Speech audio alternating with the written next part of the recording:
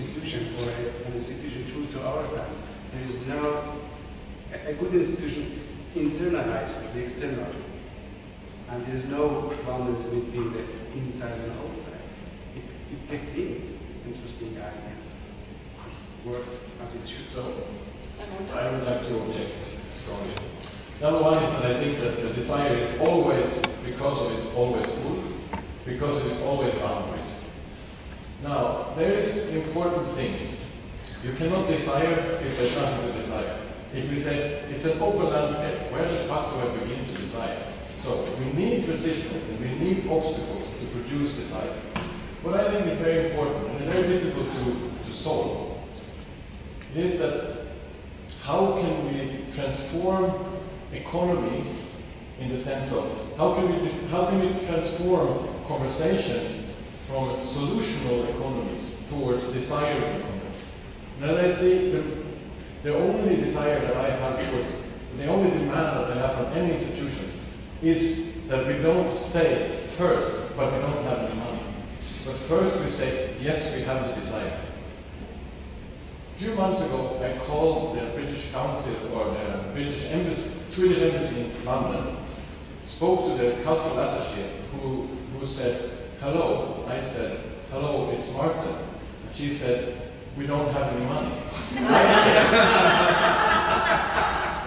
I said, well, that's great, because when I'm coming next week, we can have coffee the whole fucking week because you have nothing to administer. And that's of course when she shuts up. But I think, well, hello, if we don't have any money, we can do as much as we do, then we can do whatever we want, because we don't have to stand up for something. So I'm just saying that, how do we turn lack into opportunity? And this, of course, is all of us have to participate in this, because certainly as artists, we can also say, actually, I don't want to perform in this festival. I'm happy to not submit to the ideologies of this particular festival, or this building, or this boss. But all the practices that we do is transforming if we consider them as political and as desire. And to round off, from my point of perspective, what of course is the beginning of happiness is to see that there are enough people to almost fill this room that are stupid enough to still believe that desire is of importance. And that culture is not any other business than selling cars. It's always thousands there and thousands there, budget positions and whatever. But there are different ways of walking the path of neoliberal global market economy. And I sign up for Krõõt's proposal. However modest the proposals are, it is always of importance. So these ones are modest, but we are fucking important. Is there someone here who has a kind of idea of what we are talking about? Actually, I heard that Judith Butler is coming out with a new book next spring, which is called not gender trouble, but institutional trouble. Institutions are not, they are performativity. There's no essence, so we can always only act upon them and have them act upon us. So actually the question, what is an institution, is it's practicing. We had a discussion on the table C, and there were different opinions. One is that you get institutionalized. That means that you have a hierarchy, you have quite a fixed structure. We also talked about the institution can be a house. We have visible houses like this space we are in now, Dansens in Stockholm, or Göteborgs Opera, for example. And then we entered into a discussion, okay, if it is a house, what can it be filled in, both in structure and resources and ideas. But it's also the issue of institution being a political decision, where the politicians have decided in Gothenburg we will have a city theatre, and if the artistic director decides, I don't want to work here any longer, okay, let's get another one. Compared to independent groups or independent artists, if they say, I don't want to work any longer, the work is stopped. So we had a discussion of these different aspects of what the institution could be. Also entering into this, okay, but what about the invisible institution without a visible house or building, like Kulturrådet, art councils, stiftelser, and so on. But we didn't really enter the discussion of how do we talk about what they are. Short of that.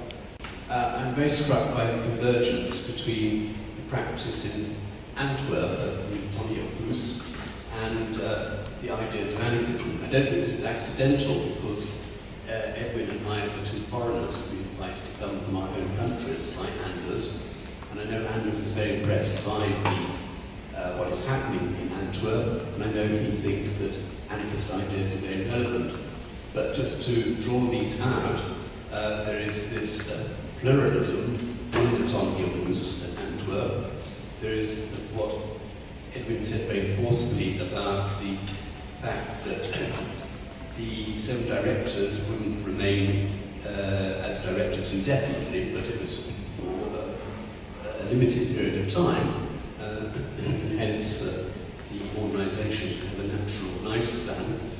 And particularly, Edwin is the only person I'm aware of who's taken seriously my comments about the importance of audience. In private discussion, he was asking me how I would implement this practically, and we came up with several ideas, didn't we? At table A, it was said by you that artists didn't really care about audience, that artists mixed with one another. Say after a play, you would see the artists, the actors and the other creative people talking to one another, but no interaction between them and their audience. And I think this is the problem. You've built a house of cards. You don't care about the audience. I don't see much concern about the audience. The whole thing's going to come tumbling down. They're the people who have the money. I'm just wondering, anyone here who is audience or no? Yes, yes, sometimes, of course. I am. I mean, I don't really. I haven't met someone that's only an audience, so that's really something very abstract, and yeah, that's why I think we have multiple roles. Yeah. And I think we speak about, I mean, right now you are my audience, at this very moment, because I'm speaking, you're listening to me. So if I care about you, it's, I think it's not like, do you like me, or do you whatever about me? It's about that I treat you as someone that would reflect upon what I'm doing. I treat you as an individual. You, each of you are individuals, and you have, you are intelligent people. It's just about that, I think, about thinking about the audience. It's not like what do they want to have, or how can I fulfill the dreams of the audience. It's about treating the audience as an equal. I think that was what I wanted to say. And also that's why we wanted to make this thing happen, so that the audience would actually just stay being an audience in a panel discussion, but that the audience would actually be able to participate. And now we have really bigger tables than we wanted to have. We wanted to have them really small. I think the importance of the audience is extremely valid in this discussion. It's true, but there is still the problem of inclusion and exclusion. Some people are excluded because of many things. And we have to somehow come in terms with this mechanism of exclusion at work in each institution. And how we can. And still there was one, I can't remember how David put it, but one of the points that there are certain things that will always need to stay.